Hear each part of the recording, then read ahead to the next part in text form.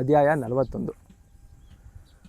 ಜಯಂತಿಯ ಮುಖಕ್ಕೆ ಆಸಿಡ್ ಎರಚಿ ಕುರಾನಿಗೆ ದ್ರೋಹ ಮಾಡ್ತಿರೋ ನಮಕ್ ಹರಾಮ್ ರಫೀನ ಮುಗಿಸ್ಬಿಡ್ಬೇಕಂತಿದ್ದಾರಂತೆ ಎಂದು ವಾರ್ತೆ ತಗೊಂಡು ಬಂದ ಬ್ರೀಡರ್ ಮೊಹಮ್ಮದ್ ರಾಮಚಂದ್ರನ್ಗೆ ಹೇಳಿ ಹೇಗಾದರೂ ಮಾಡಿ ಇವರಿಬ್ಬರನ್ನು ಉಳಿಸ್ಬೇಕು, 4 ದಿನ ಅವರು ಯಾರ ಕಣ್ಣಿಗೂ ಬೀಳದ ಹಾಗೆ ಮಾಡಬೇಕು ಎಂದು ಕೇಳ್ಕೊಂಡ.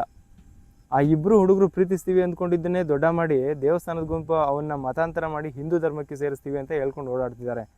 ಅದಕ್ಕೆ ಸಾಬ್ರಕೇರಿಯವರೆಲ್ಲ ಮತಾಂತರ ಮಾಡಲಿ ಬೋಳಿ ಮಕ್ಕಳು, ಅವ್ರ ಬಾಯಿಗೆ ದನದ ಮಾಂಸ ಹಾಕಿ ಜಾತಿ ಕೆಡಿಸ್ತೀವಿ ಅಂತ ಮಾತಾಡ್ತಿದ್ದಾರೆ. ಇವತ್ತು ನಾಳೆ ಒಳಗೆ ದೊಂಬಿ ಗ್ಯಾರಂಟಿ, ಹೊಡೆದಾಡ್ಕೊಳ್ಳೋರು ಹೊಡೆದಾಡಲಿ, ಅವರಿಬ್ಬರನ್ನು ಹೇಗಾದರೂ ಬಚಾವ್ ಮಾಡಬೇಕು ಎಂದು ಭಯ ಕಳವಳದಿಂದ ಹೇಳಿದ ಮಹಮ್ಮದ್. ನಿಂಗೆ ಯಾರು ಹೇಳಿದ್ರು? ರಾಮಚಂದ್ರ ಕೇಳ್ದ. ನೋಡು ರಾಮಚಂದ್ರ, ಇದನ್ನು ಯಾರಿಗೂ ಹೇಳ್ಬೇಡ. ನಮ್ಮ ಸಂಶೋಧನಾ ಕೇಂದ್ರದಲ್ಲಿ ಇದ್ದ ಸಲ್ಫ್ಯೂರಿಕ್ ಆಸಿಡ್ ಕಳುವಾಗಿದೆ. ನಮ್ಮ ಸಂಶೋಧನಾ ಕೇಂದ್ರದ ಗೌಸ್ ಹೇಳ್ದ. ಸುಲೈಮಾನ್ ಬೇರೆ ಕಡೆಯವರು ಈ ಕೆಲಸ ಮಾಡಿರೋದಂತೆ. ಯಾರು ಏನು ಅಂತ ತನಿಖೆ ಮಾಡೋದಕ್ಕೆ ಮಾತ್ರ ಈಗಲೇ ಹೋಗಬೇಡಿ, ಪೊಲೀಸರಿಗೂ ಕೊಡಬೇಡಿ, ಯಾಕಂದರೆ ಅವರನ್ನೆಲ್ಲ ಕಥೆ ಮಾಡೋದಕ್ಕೆ ರೆಡಿಯಾಗಿದ್ದಾರೆ. ನೀವು ಮೊದಲು ಇಬ್ಬರನ್ನು ಬಂದೋಬಸ್ತ್ ಮಾಡಿ, ಮಿಕ್ಕಿದ್ದು ನಿಧಾನಕ್ಕೆ ನೋಡ್ಕೊಳ್ಳೋಣ ಎಂದು ಹೇಳಿದ ಮಹಮ್ಮದ್ ಧ್ವನಿ ಕಳವಳದಿಂದ ನಡುಗ್ತಿತ್ತು. ರಾಮಚಂದ್ರನಿಗೂ ಕಳವಳ ಆರಂಭವಾಯಿತು. ಈ ಇಬ್ಬರು ಹುಡುಗರ ಪ್ರೀತಿಯನ್ನೇ ಹೇಗೆ 2 ಗುಂಪುಗಳು ತಮ್ಮ ರಾಜಕೀಯಕ್ಕೆ ಉಪಯೋಗಿಸತೊಡಗಿವೆ ಎಂದು. ಈಗಲೇ ಮದುವೆ ಮಾಡೋದಕ್ಕೆ ತವಕಗೊಂಡಿರೋ ಹಿಂದೂಗಳನ್ನು ನೋಡಿ ಹೇಸಿಗೆ ಆಯಿತು. ಜಯಂತಿಯ ಸುಂದರ ಮುಖಕ್ಕೆ ಆಸಿಡ್ ಎಸೆಯೋದಕ್ಕೆ ತಯಾರಾಗಿರುವ ಮುಸ್ಲಿಮರ ಬಗೆಗೆ ವಾಕರಿಕೆ ಬಂತು. ತಡ ಮಾಡಿದರೆ ತೊಂದರೆಯಾದೀತೆಂದು ರಮೇಶನನ್ನು ಕರೆಸಿ ಅವರಿಬ್ಬರನ್ನು ಎಲ್ಲಾದರೂ ಔಸಿಟ್ಬಿಡು. ಜಯಂತಿ ಬಗ್ಗೆ ರೋಷಗೊಂಡಿರುವ ಅವರ ತಂದೆ ಇವನು ಉಪೇಕ್ಷೆ ಮಾಡುವುದು ಖಂಡಿತ, ನಾವೇ ಜವಾಬ್ದಾರಿ ತಗೋಬೇಕಾಗಿದೆ ಎಂದು ತಿಳಿಸಿದ. ರಮೇಶ ರೋಷಾವೇಶದಲ್ಲಿ, ಅದ್ಯಾವ ನನ್ನ ಮಗ ಅವ್ರ ಮೈ ಮುಟ್ತಾನೆ ನೋಡ್ಕೋತೀವಿ ಸಾರ್ ಎಂದು ಮೊದಲು ಕೂಗಾಡಿದರೂ ಕೊನೆಗೆ ವಿವೇಕ ತಂದುಕೊಂಡು ಸಮ್ಮತಿಸಿದ. ಆದರೆ ಇದಕ್ಕೆ ರಫಿಯನ್ನು ಒಪ್ಪಿಸೋದೇ ಕಷ್ಟ.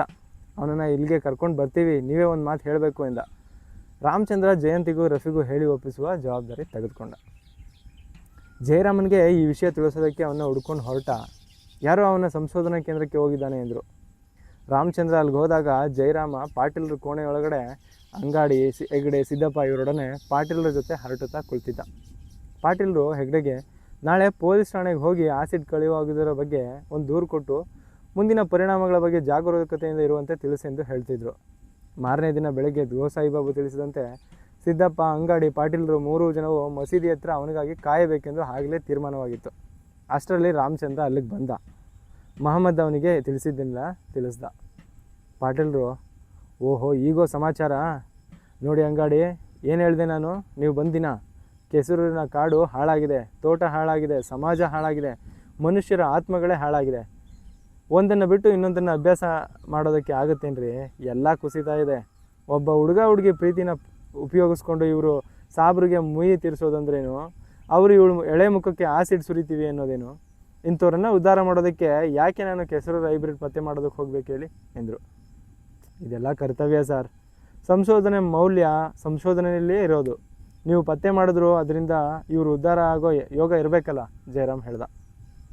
ಜೋಗಿ ಹಾಳರು ಇದಕ್ಕಾಗಿ ಪ್ರಾಣಾರ್ಪಣೆ ಮಾಡಿರೋದನ್ನಾದರೂ ನಾವು ಮರಿಬಾರ್ದು ಎಂದ ಅಂಗಾಡಿ. ಏನು ಅಂಗಾಡಿ, ಇನ್ನೂ ಜಯರಾಮ್ ಹೇಳಿದ ಕಥೆನೇ ನೆಚ್ಕೊಂಡು ಮಾತಾಡ್ತಿರೋ ಆಗಿದೆಯಲ್ಲ, ಹೋಗಲಿ ಬಿಡಿ. ಅದರಿಂದ ನಿಮಗೆ ಸ್ವಲ್ಪ ಚೈತನ್ಯ ಬರೋ ಹಾಗಿದ್ರೆ ಅದನ್ನೇ ನೆಚ್ಕೊಳ್ಳಿ. ಈಗ ನಡೀರಿ, ನಾಳೆ ಬೆಳಗಿನ ಜಾವ ಮಸೀದಿ ಹತ್ರ ಸೇರೋಣ, ಅಲ್ಲಿ ಕಾಯ್ತಿರಿ ಎಂದಿದ್ದಾನೆ ಗೋಸಾಯಿ ಬಾಬು ಎಂದೆನ್ನುತ್ತಾ ಎದುರು ಪಾಟೀಲರು. ರಾಮಚಂದ್ರ, ಅಂಗಾಡಿ, ಜಯರಾಮ್ ಕೆಸರೂರಿನ ಕಡೆಗೆ ಮಾತಾಡ್ಕೊಳ್ತಾ ಹೊರಟರು. ದಾರಿಯಲ್ಲೇ ಕೆಸರೂರು ಕಾಲೇಜಿನ ಕೆಲವು ಹುಡುಗರು ಎದುರಾಗಿ ನಮಸ್ಕಾರ ಸರ್ ಎಂದರು ರಾಮಚಂದ್ರನಿಗೆ. ಕ್ಲಾಸ್ ಇಲ್ವೇ ಎಂದು ರಾಮಚಂದ್ರ ಕೇಳಿದ್ದಕ್ಕೆ ಕಾಲೇಜಿಗೆ ರಜಾ ಘೋಷಣೆ ಮಾಡಿದ್ದಾರೆಂದು, ಪೊಲೀಸರು ಹುಡುಗರಿಗೆ ಲಾಠಿ ಚಾರ್ಜ್ ಮಾಡಿದರೆಂದು ಹೇಳಿದ. ಗಾಬರಿಯಾದ ರಾಮಚಂದ್ರ ಏನಾಯಿತು ಸರಿಯಾಗಿ ಹೇಳಂದು ಕೇಳಿದ. ಕೆಸರೂರು ಕಾಲೇಜಿಗೆ 4-6 ಜನ ಅಪರಿಚಿತರು ಬಂದು ಜಯಂತಿ ಯಾರನ್ನೋ ವಿಚಾರಿಸ್ತಿದ್ರಂತೆ. ಅದನ್ನು ಕೇಳಿ ಅಂಗಾರ, ರಮೇಶ ಎಲ್ಲ ಅವರಿಗೆ ಹೊಡೆದ್ರಂತೆ. ಅವರು ಹೊಡೆದಾಟಕ್ಕೆ ನಿಂತರು. ಇಂಗ್ಲೀಷ್ ಗೌಡ ಓಡೋಗಿ ಪ್ರಿನ್ಸಿಪಲ್ರಿಗೆ ಹೇಳಿದಂತೆ. ಪ್ರಿನ್ಸಿಪಲ್ರು ವೆಂಕಟೇಶ್ವರ ಭಕ್ತರ ಕಡೆ ಇದ್ದ ಹುಡುಗರಿಗೆ ಏನು ನೋಡ್ತೀರಾ, ಸಾಬ್ರಿಗೆ ಮಟ್ಟ ಹಾಕೋದು ಬಿಟ್ಟು ಎಂದು ಹೇಳಿ ತಕ್ಷಣ ರಜಾ ಘೋಷಣೆ ಮಾಡಿದ್ರಂತೆ. ಹುಡುಗರೆಲ್ಲ ರಮೇಶ ಅಂಗಾರನಿಗೆ ಜೈಕಾರ ಹಾಕುತ್ತಾ ಹೊಡೆದಾಟದ ಹತ್ರ ನುಗ್ಗಿದ್ರಂತೆ. ಆಗಂತಕರು ಗುಂಪು ನೋಡಿ ಓಡಿ ಹೋದ್ರಂತೆ. ಆಮೇಲೆ ಹುಡುಗರು ಅಲ್ಲಿಂದ ಮುಂದುವರೆದು ಬಸ್ ಸ್ಟ್ಯಾಂಡ್ ಪಕ್ಕದ ಸಾಬ್ರ ಮಳಿಗೆಗಳನ್ನೆಲ್ಲ ಲೂಟಿ ಮಾಡಿ ಹಣ್ಣು ತಿಂದು ಮಳಿಗೆಗಳಿಗೆ ಬೆಂಕಿ ಇಟ್ಟರಂತೆ. ಪೊಲೀಸ್ನವರು ಬಂದು ಲಾಠಿ ಚಾರ್ಜ್ ಮಾಡಿ ಹುಡುಗರನ್ನ ಚೆದರಿಸಿದ್ರಂತೆ. ಆ ಹುಡುಗ ಒಂದೇ ಉಸಿರಲ್ಲಿ ಹೇಳಿ ಮುಗಿಸ್ದ. ಜಯರಾಮ, ರಾಮಚಂದ್ರ ಈ ಸುದ್ದಿ ಕೇಳಿ ಸರಸರ ಕೆಸರೂರಿನ ಕಡೆ ಹೊರಟರು. ಕೆಸರೂರಿಗೆ ಬಂದಾಗ ನಾಳೆ ಕೆಸರೂರು ಬಂದ್, ಪೊಲೀಸರ ದಬ್ಬಾಳಿಕೆಗೆ ಧಿಕ್ಕಾರ ಎಂದು ಪ್ರಸಾರ ಮಾಡುತ್ತಾ ಹುಡುಗರು ರೋಷಾವೇಶದಿಂದ ಓಡಾಡುತ್ತಿದ್ರು. ನೋಡಯ್ಯ, ನನಗನ್ಸುತ್ತೆ ಇದೆಲ್ಲದಕ್ಕೂ ನಿನ್ನ ಕಥೆಯೇ ಮೂಲ ಕಾರಣ ಅಂತ ಎಂದ ರಾಮಚಂದ್ರ. ನಿನಗಾಗನ್ಸಿದ್ರೆ ಜೀವನ ಅದಕ್ಕೂ ಸಾಕ್ಷಿ ಒದಗಿಸೋದಕ್ಕೆ ಶುರು ಮಾಡುತ್ತೆ. ನಾನು ಬೇಕಾದಷ್ಟು ಕತೆ ಬರೆದಿದ್ದೀನಿ, ಯಾವುದರಿಂದನೂ ಏನೂ ಆಗಿಲ್ಲ. ಹಾಗೆ ನೋಡಿದ್ರೆ ಇಲ್ಲಿ ಇರೋರೆಲ್ಲರ ತಲೆ ಒಳಗೂ ಒಂದೊಂದು ಕತೆ ಇದೆ ಕಣೋ ಎಂದ ಜಯರಾಮ್. ತಡೀರಿ, ನಾಳೆ ನಿಮ್ಮ ಕಥೆಯ ಅಂತಿಮ ವಿಮರ್ಶೆ ಕೈಗೊಳ್ತಿದ್ದೀನಿ, ಅಲ್ಲಿವರೆಗೆ ತೀರ್ಮಾನ ಕೊಡಬೇಡಿ ಎಂದು ಅಂಗಾಡಿ ಬಾಯಿ ಹಾಕಿದ. ಅಧ್ಯಾಯ 42. ಅಲ್ಲ ಸರ್, ನೋಡಿ ಯಾವ ಥರ ಕಾಡು ನಾಶ ಮಾಡಿದ್ದಾರೆ. ಈ ಸುಲೇಮಾನ್ ಬ್ಯಾರಿ ಕಡೆಯವರು. ನಾನು ಇವ್ರ ಮೇಲೆ ಕತ್ತಿ ಮಸೀತೀನಿ ಅಂತಾರಲ್ಲ, ಇವ್ರು ಕೊಡ್ಲಿ ಮಸೀತಿರೋ ಪರಿಣಾಮ ನೋಡಿ ಎಂದು ಪಾಟೀಲ್ರಿಗೆ ಮೈಲುಗಟ್ಟಲೆ ಸಮುದ್ರೋಪಾದಿಯಲ್ಲಿ ಹಬ್ಬಿದ್ದ ಲಂಟಾನದ ಜಿಗ್ಗಿನ ಕಾಡನ್ನು ಸಿದ್ದಪ್ಪ ತೋರಿಸ್ದ. ಚಾಪೆ ಹಾಸಿದಂತೆ ಎರಡಾಳ ದಪ್ಪಕ್ಕೆ ಲಂಟಾನದ ಜಿಗ್ಗು ಸರ್ವಾಂತರ್ಯಾಮಿಯಾಗಿ ಗಿರಿ ಕಂದರಗಳ ಏರು ತಗ್ಗುಗಳನ್ನೆಲ್ಲ ವ್ಯಾಪಿಸಿ ಹೆಣೆದುಕೊಂಡು ಬಿದ್ದಿತ್ತು. ಆ ಲಂಟಾನದ ಜಿಗ್ಗಿನ ಕೆಳಗಿನ ಅರ್ಧ ಭಾಗವೆಲ್ಲ ಒಣಗಿ ಉದುರಿದ ಎಲೆಗಳು, ಒಣಗಿದ ಕಸಕಡ್ಡಿಗಳಿಂದ ತುಂಬಿತ್ತು. ಮೇಲಿನದ ಅದನ್ನೇ ಆಧಾರ ಮಾಡಿಕೊಂಡು ಹಬ್ಬಿದ ಲಂಟಾನದ ರಾಕ್ಷಸ. ಪಾಟೀಲರು ಈ ಮಹಾ ವಿಪಿನವೊಂದರ ಸ್ಮಶಾನವನ್ನು ಮೌನವಾಗಿ ವೀಕ್ಷಿಸಿದರು.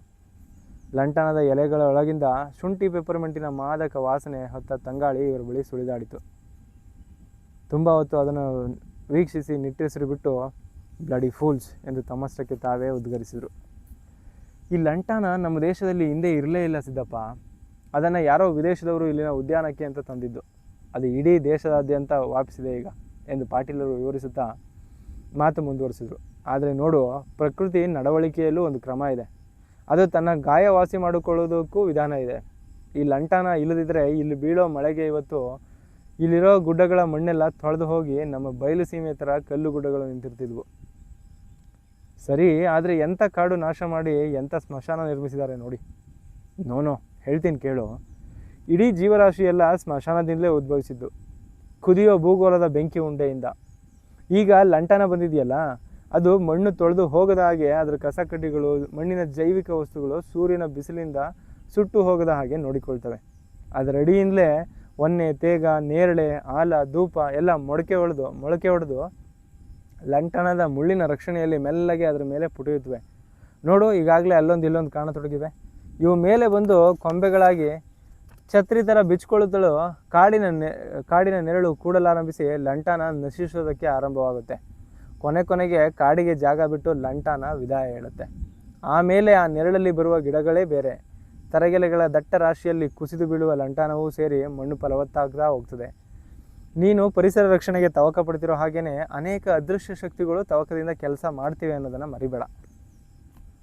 ಆದರೆ ಮನುಷ್ಯ ಹೋಗಿ ಮನೆ ಕಟ್ಕೊಂಡು ಕುಳಿತರೆ ಏನು ಮಾಡೋದು ಸರ್? ಆ ಗೋಸಾಯಿಗಳಿಗೆ, ದಾರಿ ಹೋಕರಿಗೆ, ಬೀದಿ ಹೋಕರಿಗೆ ಅಳತೆ ಮಾಡಿ ಜಾಗ ಕೊಟ್ಟು ಒಂದು ಓಟಿನ ಕಾಡನ್ನು ತಯಾರು ಮಾಡ್ತಾರೆ ಅಷ್ಟೇ. ಇದು ಒಂದು ರೋಗಗ್ರಸ್ತ ಸಮಾಜ ಸರ್. ಹಾಗೆ ಆದರೂ ನಮ್ಮ ಪಾಲಿಗೆ ಭೂಮಿ ಹಾಳಾಗುತ್ತದೆ ಹೊರತು ಅದರ ಪಾಲಿಗಲ್ಲ. ಈಗಾಗಲೇ ಪ್ರಕೃತಿ ಎಷ್ಟೊಂದು ಪ್ರಯೋಗ ಮಾಡಿದೆಯಾ? ಎಷ್ಟೊಂದು ಥರದ ಪ್ರಾಣಿಗಳು, ಸಸ್ಯ ಸಮೂಹ ಈ ಭೂಮಂಡಲದ ಮೇಲೆ ಆಗಿರುವುದು. ನಿನಗೆ ತಿಳಿದಂತೆ ಒಂದು ಕಾಲಕ್ಕೆ ಜಲಚರಗಳು, ಆಮೇಲೆ ಸರೀಸೃಪಗಳು, ಮಹೋರಗಗಳು, ಸಸ್ತನಿಗಳು ಒಂದೆರಡೇ ಪ್ರಯೋಗವು. ನಾವಿಲ್ಲಿ ಬದುಕೋದಕ್ಕೆ ನಾಲಾಯಕ ಅಂತನಿಸಿದ್ರೆ ನಾವು ಇಲ್ಲಿಂದ ನಿರ್ಗಮಿಸ್ತೀವಿ, ನಾಮಾವಶೇಷ ಆಗ್ತೀವಿ. ಆದರೆ ನಿಧಾನವಾಗಿ ಪ್ರಕೃತಿ ಇನ್ನೊಂದು ಥರದ ಪ್ರಯೋಗಕ್ಕೆ ಕೈ ಹಾಕ್ತದೆ. ಮತ್ತೆ ಭೂಮಂಡಲದ ಸ್ಮಶಾನದಿಂದಲೇ ಇನ್ನೇನೋ ಒಂದು ಚೈತನ್ಯ ಚಿಮ್ಮುತ್ತೆ ಅಷ್ಟೆ.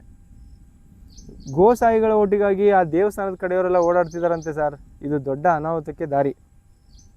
ಅದಿರಲಿ, ಎಲ್ಲಯ್ಯ ಈ ಅಂಗಾಡಿ? ಗೋಸಾಯಿ ಬಾಬನ ಕರ್ಕೊಂಡು ಬರ್ತೀನಿ ಅಂತ ಹೋದು ಇನ್ನೂ ಪತ್ತೆನೇ ಇಲ್ಲ ಎಂದು ಕೇಳಿದ್ರು. ಸಿದ್ದಪ್ಪ ಪಾಟೀಲರು ಅಂಗಾಡಿ ಈ 3 ಜನ ಬಂದು ಬೆಳಗ್ನಲ್ಲೇ ಗೋಸಾಯಿ ಬಾಬುಗೆ ಕಾದರು. ಆದರೆ ಗೋಸಾಯಿ ಬಾಬು ಸುಳಿವಿರೋದನ್ನು ನೋಡಿ ಪಾಟೀಲರು ಯಾರಾದರೂ ಹೋಗಿ ಕರೆದುಕೊಂಡು ಬನ್ನಿ ಎಂದರು.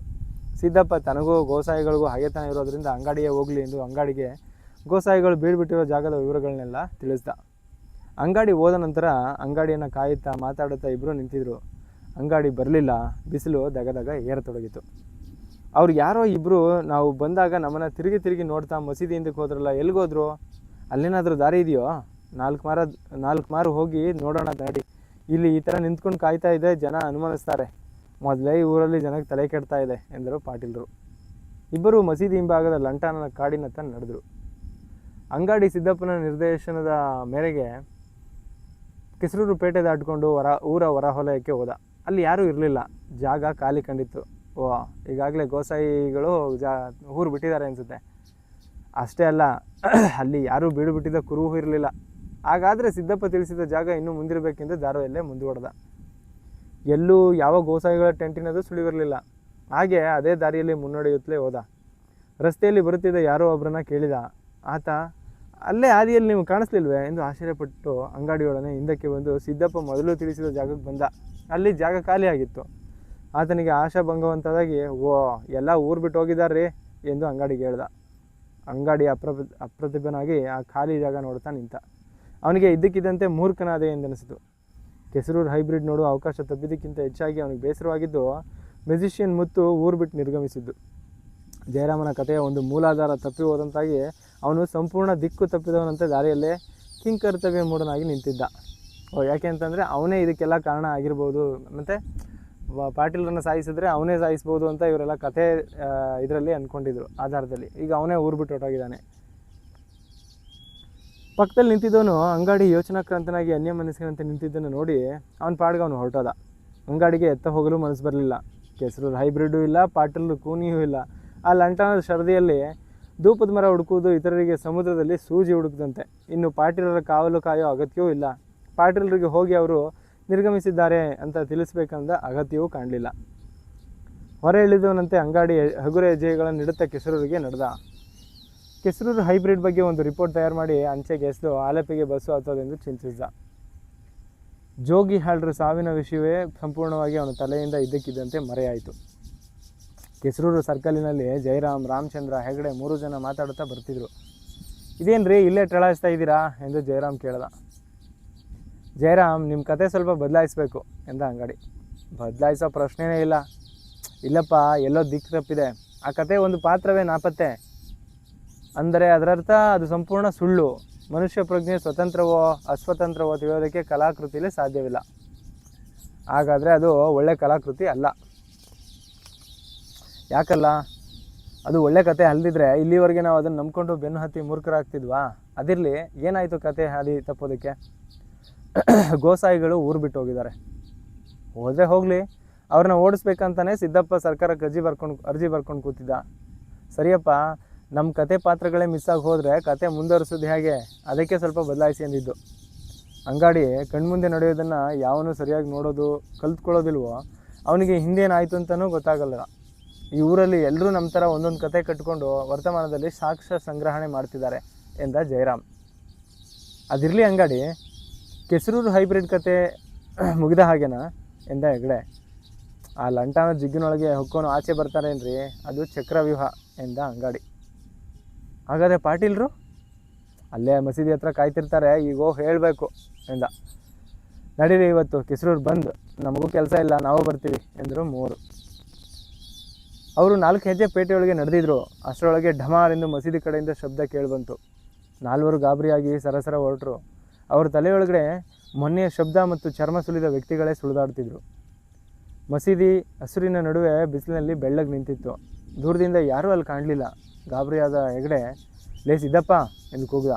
ಕಾಡಿನೊಳಗಿಂದ, ಓ ಬಂದ್ವು, ಬನ್ನಿ ಪಾಟೀಲಿಗೆ ಹೇಟಾಗಿದೆ ಎಂದು ಸಿದ್ದಪ್ಪ ಕೂಗಿದು ಕೇಳಿಸ್ತು. ಓ, ಮೋಸ್ಟ್ಲಿ ಇವನು ಅವನೇ ಮ್ಯೂಸಿಷಿಯನ್ ಮುತ್ತುನ ಇದಿಟ್ಟಿದ್ನಲ್ಲ ಹಂದಿಗಳ ಹೊಡೆಯೋಕ್ಕೆ, ಅವನೇ ಕಾರಣ ಆದ ಅನಿಸುತ್ತೆ. ಅದನ್ನು ತುಳಿದೇನಾದರೂ ಪಾಟೀಲರಿಗೆ ಇದಾಗಿರ್ಬೋದು, ಏಟಾಗಿರ್ಬೋದು. 4 ಇನ್ನಷ್ಟು ಗಾಬರಿಯಿಂದ ಅತ್ತ ನುಗ್ಗಿದ್ರು.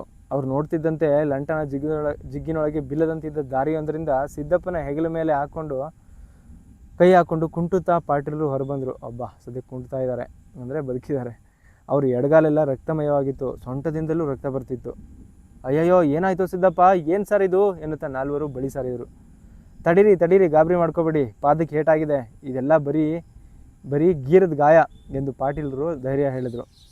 ಅಂಗಡಿ ಕರ್ಚೀಫ್ ತೆಗೆದು ಪಾಟೀಲರ ಕಾಲಲ್ಲಿ ರಕ್ತ ಸುರಿಯುವಲ್ಲಿಗೆ ಕಟ್ಟತೊಡಗಿದ. ಸಿದ್ದಪ್ಪ ನಡೆದದನ್ನು ಹೇಳ್ದ. ಅಂಗಡಿ ಬರುವುದು ತುಂಬ ಹೊತ್ತಾದ್ರಿಂದ ಬೇಜಾರಾಗಿ ಇಬ್ಬರೂ ಇಲ್ಲೆಲ್ಲಾದರೂ ದಾರಿ ಇದೆಯಾ ಎನ್ನುತ್ತಾ 4 ಹೆಜ್ಜೆ ಈ ಸುರಂಗ ಮರದಲ್ಲಿ ಹೋದ್ರಂತೆ. ಪಾಟೀಲರು 2 ಮಾರು ಮುಂದಿದ್ರಂತೆ. ಪಾಟೀಲರ ಕಾಲಿನ ಬಳಿ ಒಂದು ಭಯಂಕರ ಆಸ್ಫೋಟನವಾಯಿತಂತೆ. ನೋಡುವಾಗ ಪಾಟೀಲರ ಮೈಕೈ ಎಲ್ಲ ರಕ್ತಮಯವಾಗಿ ಬಿದ್ದಿದ್ರಂತೆ. ಅಂಗಡಿ ಕರ್ಚೀಫ್ ಕಟ್ಟುತ್ತಿದ್ದವನು ಕತೆ ಕೇಳಿ ಕರ್ಚೀಫ್ ಕಟ್ಟಿ ಎದ್ದವನೇ ಜಯರಾಮ್ ಕಡೆ ನೆಗೆದು ಕೈ ಕುಲುಕುತ್ತಾ, ನೀವೊಬ್ಬ ಮಹಾನ್ ಕಲಾವಿದ, ನಿಮ್ಮ ಕತೆ ಗ್ರೇಟ್ ಎಂದ. ಜಯರಾಮ ಚಕಿತನಾಗಿ, ಏನ್ರಿ ಇದು ಅಂಗಡಿ, ಯಾಕ್ರಿ ಈಗ ಆಡ್ತಿದ್ದೀರಿ ಎಂದ. You are great. ನಿಮ್ಮ ಕತೆ ಕೊನೆಗೂ ನನ್ನ ವಿಮರ್ಶೆಯಲ್ಲಿ ಗೆದ್ದಿತು. ಗೋಸಾಯಿಗಳು ನಾಪತ್ತೆಯಾಗಿರೋದು, ಇಲ್ಲಿ ಪಾಟೀಲರನ್ನ ಮುಗಿಸೋದಕ್ಕೆ ಬಾಂಬ್ ಇಟ್ಟಿರೋದು, ಏನಿದ್ರ ಅರ್ಥ? ಮ್ಯೂಸಿಷಿಯನ್ ಮುತ್ತು, ವಿದೇಶಿ ಏಜೆಂಟ್, ಜೋಗಿ ಹಾಡ್ರ ಕೊಲೆಗಾರ ಅವನೇ ಎಂದು ಅತ್ಯಾನಂದದಿಂದ ಹೇಳ್ದ ಅಂಗಾಡಿ. ನಾನ್ ಸೆನ್ಸ್ ಸ್ಟುಪಿಡ್. ಅದು ಬಾಂಬಲ್ರಿ, ಎಂಥದ ಉಂಡೆ ಬೆಣಚ್ಕಲ್ಲಿ ಚುಚ್ಕೊಂಡಿದ್ದಾವೆ. ಅಂಥ ಬಾಂಬ್ಗಳಿಂದ ಗ್ವಾಟೆಮಾಲಾ ಏಜೆಂಟ್ಗಳು ಗೂಢಚರ್ಯ ನಡೆಸ್ತಾ ಇರೋದಾದರೆ ಶಿಲಾಯುಗದ ಹತ್ರ ಇದ್ದಾರೆ ಅಂತ ಅರ್ಥ. ನಡೆದಿದ್ದೇನಂತ ತಿಳಿಯೋದು ಬಿಟ್ಟು ಎವಿಡೆನ್ಸ್ ಹುಡುಕ್ತೀರೇನ್ರಿ ಇನ್ನು ಎಂದು ನೋವಿನಲ್ಲೂ ಕೋಪದಿಂದ ಹೇಳಿದ್ರು ಪಾಟೀಲರು. ಏನು ಸರ್ ಇದು, ಮೂಳೆ ಈಚೆಗೆ ಬಂದ ಹಾಗಿದೆ ಎಂದು ಪಾಟೀಲರ ಗಾಯದಿಂದ ಬೆಳ್ಳಗೆ ಈಚೆಗೆ ಕಂಡದನ್ನು ನೋಡಿ ಅಂಗಾಡಿ ಹೇಳ್ದ. ಮೂಳೆ ಅಲ್ರಿ, ಬೆಣಚ್ಕಲ್ಲು. ಅಯ್ಯಯ್ಯೋ, ಅದನ್ನು ಕೀಳೋದಕ್ಕೆ ಹೋಗಬೇಡಿ, ರಕ್ತಸ್ರಾವ ಸತ್ತೋಗ್ತೀನಿ ಎಂದು ಅದನ್ನು ತೆಗೆಯಲು ಯತ್ನಿಸಿದ ಅಂಗಾಡಿಗೆ ಕೂಗಿ ಹೇಳಿರೋದು ಪಾಟೀಲರು. ನೋವುತ್ತಾ ಸಾರ್? ಅದು ಒಳ್ಳೆಯದೇ. ಯಾಕ್ರಿ ಒಳ್ಳೆಯದು? ಅದು ನರಗಳಿಗೆ ಏಟಾಗಿಲ್ಲ ಅನ್ನೋದನ್ನು ತೋರಿಸುತ್ತೆ ಸರ್. ಮೂಳೆ ಹಾಗೆ ಕಾಣ್ತಿದೆ ಸರ್, ಅದು ತುಂಬ ಗಟ್ಟಿ ಇದೆ ಎಂದ ಅಂಗಾಡಿ. ಮೂಳೆ ಆಗಿದ್ದರೆ ಕೀಳೋಕೆ ಯಾಕ್ರಿ ಹೋಗ್ತೀರಿ, ಫುಲಿಶ್ ಫೆಲೋ? ಮೊದಲು ಆಸ್ಪತ್ರೆಗೆ ಹೋಗೋಣ ನಡೀರಿ ಎಂದರು ಪಾಟೀಲರು. ಅಷ್ಟು ಜನವೂ ಕುಂಟುತ್ತಿದ್ದ ಪಾಟೀಲರೊಡನೆ ಮೆರವಣಿಗೆಯೋಪಾದಿಯಲ್ಲಿ ಕೆಸರೂರಿನ ಪೇಟೆ ಬೀದಿಯಲ್ಲಿ ಹೊರಟರು. ಅಷ್ಟರಲ್ಲಿ ಹುಸೇನ್ ಸಾಬಿಯ ಒಂಟೆತ್ತಿನ ಗಾಡಿ ಕಂಡಿತು. ಅವನನ್ನು ಕರೆದು ಅದರಲ್ಲಿ ಪಾಟೀಲರನ್ನ, ಸಿದ್ದಪ್ಪನ ಹೆಗಡೆಯನ್ನು ಕೂರಿಸಿದ್ರು. ನೇರ ಆಸ್ಪತ್ರೆಗೆ ಹೊಡಿ ಎಂದರು ಪಾಟೀಲರು. ಅವರನ್ನು ಹತ್ತಿಸಿ ಗಾಡಿ ಮೇಲೆ ಕೂರಿಸ್ಬೇಕಾದ್ರೆ 4-6 ಜನ ಸುತ್ತಮುತ್ತ ಸೇರಿದರು. ಗಾಡಿ ಹೋದ್ಮೇಲೆ ವಿಷಾದವದನರಾಗಿ ಜಯರಾಮ್, ಅಂಗಾಡಿ, ರಾಮಚಂದ್ರ ನಿಂತಿದ್ರು. ಆಗ ಆ ಗುಂಪಿನಲ್ಲಿ ಒಬ್ಬ ಏನು ಸರ, ಏನಾಯಿತು ಎಂದು ಕೇಳಿದ. ಏನು ಹೇಳಲಯ್ಯ, ಅದಕ್ಕೊಂದು ಕಥೆನೇ ಇದೆ ಎಂದು ಅನ್ಯಮನಸ್ಕನಾಗಿ ಜಯರಾಮ್ ಹೇಳ್ದ. ಓ, ಗೊತ್ತು ನನಗೆ ಎಂದ ಅಪರಿಚಿತ. ಏನು ಹೇಳಿ? ಹಿಂದೂಗಳು ಮಸೀದಿಗೆ ಲಗ್ಗೆ ಹಾಕೋದಕ್ಕೆ ಬಂದರೆ ಅಂತ ಸಾಬ್ರು ಬಾಂಬ್ ಇಟ್ಟಿರ್ತಾರೆ ಅಂತ ಅಲ್ವಾ ಎಂದ. ಕರೆಕ್ಟ್, ನಿನ್ನ ಕತೆ ಪ್ರಕಾರ ಎಂದ ಜಯರಾಮ್. ಅದೆಲ್ಲ ಬೇರೆ ಇದೆ, ನಂಗೆ ಗೊತ್ತು ಎಂದ ಇನ್ನೊಬ್ಬ. ಏನು ಎಂದ ಜಯರಾಮ್. ಸಾಬ್ರು ಯಾಕೆ ಮಸೀದಿ ಹತ್ತ ಸಿಡಿಮದ್ದು ಇಡ್ತಾರೆ? ಹಿಂದೂಗಳೇ ಇಟ್ಟಿದ್ರು, ನಮಾಜಿಗೆ ಬರೋರು ಡಮಾರ್ ಅನ್ಲಿ ಅಂತ.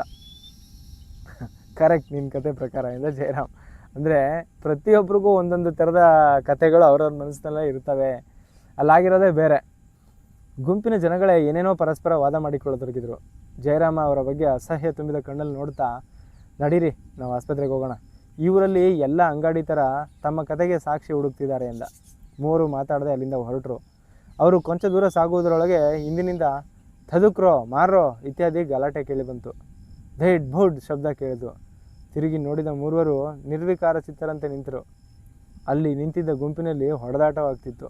ಜನ ಸೇರ್ತಾ ಇದ್ರು. ಚೂರಿ ತೆಗೆದುಕೊಂಡು ಒಬ್ಬರ ಮುಸುಡಿ ಒಬ್ಬರು ಸಿಗಿದುಕೊಂಡಿದ್ರು. ಇವರು ನೋಡ್ತಿದ್ದಂತೆ ಒಬ್ಬ ಇನ್ನೊಬ್ಬನ ಹೊಟ್ಟೆಗೆ ಚೂರಿ ಹಾಕಿ ಬಗದ. ಅವನು ಇಸಿದ ಹೊಟ್ಟೆಯನ್ನು ಕರಳು ಹೊರಬರದಂತೆ ಎರಡೂ ಕೈಯಲ್ಲೂ ಹಿಡಿದುಕೊಂಡು ನೆಲಕ್ಕೆ ಕುಕ್ಕರಿಸ್ದ. ಚೂರಿ ಹಾಕಿದವನ ಮುಖದಲ್ಲಿ ಕಣ್ಣಿಂದ ಹಿಡಿದು ಗಲ್ಲದವರೆಗೂ ಕೆನ್ನೆ ಜೋಲಾಡುತ್ತಿತ್ತು. ತಲೆಬುರುಡೆಯ ಚಿರಿದ ಹಲ್ಲುಗಳು ನೋಡಿದವರಿಗೆ ಅವನು ನಗುತ್ತಿದ್ದಂತೆ ಕಾಣಿಸ್ತು. ಕೆನ್ನೆಯ ಚರ್ಮವನ್ನು ಒಕ್ಕಕ್ಕೆ ಒತ್ತಿ ಹಿಡಿದು ಏನನ್ನೋ ಅರಚುತ್ತಾ ಬಿದ್ದ. ಇನ್ನಷ್ಟು ಜನ ಓಡಿಬಂದು ಒಡೆದಾಟದಲ್ಲಿ ಸೇರಲಾರಂಭಿಸಿದರು. ಜಯರಾಮನ ಮುಖ ಕಠೋರವಾಗಿ ಬಿಗಿದುಕೊಂಡಿತ್ತು. ಏನೂ ಆಗದಿದ್ದವನಂತೆ ತಿರುಗಿ, ನಡೀರಿ ಆಸ್ಪತ್ರೆಗೆ ಎಂದ. ಅವರು ಅರ್ಧ ದಾರಿ ಕ್ರಮಿಸಿರಬೇಕಾದ್ರೆ ಎದುರಿಂದ ಜನ ದಡ ಓಡಿ ಬರ್ತಿದ್ರು. ಕೈಯಲ್ಲಿ ಕತ್ತಿ, ದೊಣ್ಣೆ ಇತ್ಯಾದಿಗಳು ಇದ್ವು. ಕೆಲವರ ಮೈ ಕೈಯೆಲ್ಲ ರಕ್ತವಾಗಿತ್ತು. ಪೊಲೀಸ್ನವರು ಗುಂಡು ಹಾರಿಸ್ತಿದ್ದಾರೆ, ಓಡಿ ಓಡಿ ಎಂದು ಅವರಲ್ಲೊಬ್ಬ ಕೂಗ್ತಿದ್ದ. ಇನ್ನೊಬ್ಬ ಜಯರಾಮನಿಗೆ ನಮಸ್ಕಾರ ಸಾರ್ ಎಂದ. ಜಯರಾಮ ಗಂಭೀರವಾಗಿ ಅವನಿಗೆ ಪ್ರತಿ ನಮಸ್ಕಾರ ಹಾಕಿದ. ಮೂವರು ಮತ್ತೆ ಮುಂದುವರೆದರು. ಕೆಸರೂರಿನ ಯಾವುದ್ಯಾವುದೋ ಮೂಲೆಗಳಿಂದ ಹೆಂಗಸರ ಮಕ್ಕಳ ಕಿರಿಚಾಟ ಆರಂಭವಾಯಿತು. ಭಯಂಕರ ದೊಂಬಿ, ಕೊಲೆ, ಪ್ರತಿಕೊಲೆ ಶುರುವಾಯಿತು. ಆ ವೇಳೆಗೆ ಸರಿಯಾಗಿ ಸೂರ್ಯನ ಜಗಿಸುವ ಬಿಸಿಲು ಮೋಡ ಕವಿದಂತೆ ಮಂಕಾಗತೊಡಗಿತ್ತು. ಮಂಕಾಗುತ್ತಾ ಬಿಸಿಲು ತನ್ನ ಚುರುಕನ್ನೇ ಕಳೆದುಕೊಂಡು ಬೆಳದಿಂಗಳಿನಂತಾಯಿತು. ಕಠೋರ ಮನಸ್ಸಿನಿಂದ ರಸ್ತೆಯಲ್ಲಿ ನಡೆಯುತ್ತಿದ್ದ ಮೂವರು ಇದನ್ನು ಗಮನಿಸಲೇ ಇಲ್ಲ. ಅವರು ಮೂವರಿರಲಿ, ಕೆಸರೂರಿನ ಯಾರೂ ಅದನ್ನು ಗಮನಿಸಲಿಲ್ಲ. ಕೊಲ್ಲು, ಕೊಚ್ಚು, ಕಡಿ, ಹರಹರ ಮಹಾದೇವ, ಅಲ್ಲಾಹೋ ಅಕ್ಬರ್ಗಳ ಕೂಗಾಟ, ಚೀರಾಟಗಳು ತುಂಬಿದವು.